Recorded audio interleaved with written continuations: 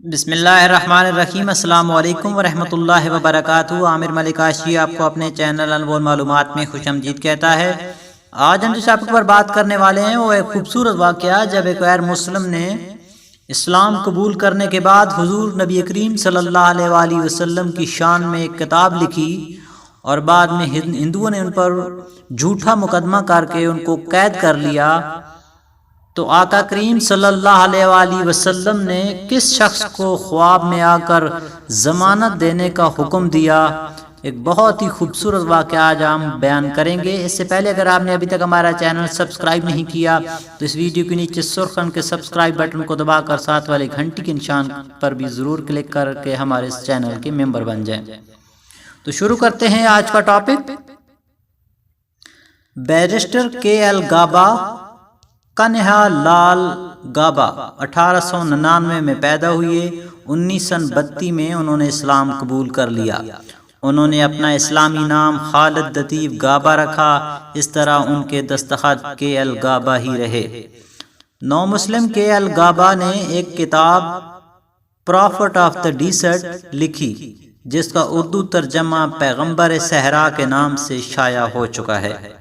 ان کے قبول اسلام سے ہندوستان میں ہلچل مچ گئی کیونکہ وہ ایک بہت ہی مشہور شخصیت تھے اور ان کو دوبارہ ہندو بنانے کی کوششیں بھی شروع ہو گئیں، لیکن وہ اسلام پر ڈٹے رہے۔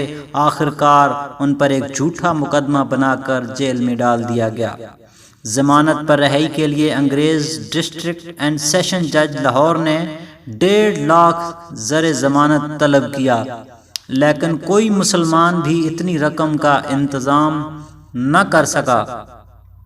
اس وقت کے 1.5 لاکھ آج کے تقریباً 50 لاکھ سے بھی زیادہ بنتے تھے۔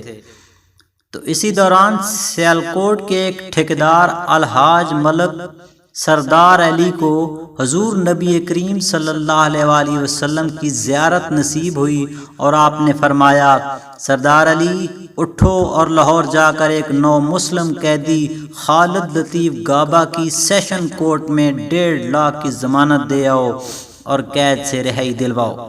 اس میں کوتاہی ہرگز نہ کرنا۔ اس نے میرے متعلق ایک کتاب پیغمبر صحرا لکھی ہے جو مجھے بہت پسند ہے۔ ملک سردار علی اس خواب سے بہت خوش ہوئے۔ اگلی صبح کاغذات کی تصدیق کے لیے عدالت پہنچے تو لاہور کے ہندو ڈپٹی کمشنر نے آپ کو ڈرایا دھمکایا اور کہا گابا بھاگ جائے گا اور تمہاری رقم ضبط ہو جائے گی، تم ضمانت نہ دو۔ ملک صاحب نے کہا جس ہستی نے مجھے بھیجا ہے اس پر میں جان بھی قربان کر سکتا ہوں، 1.5 لاکھ تو کیا چیز ہے۔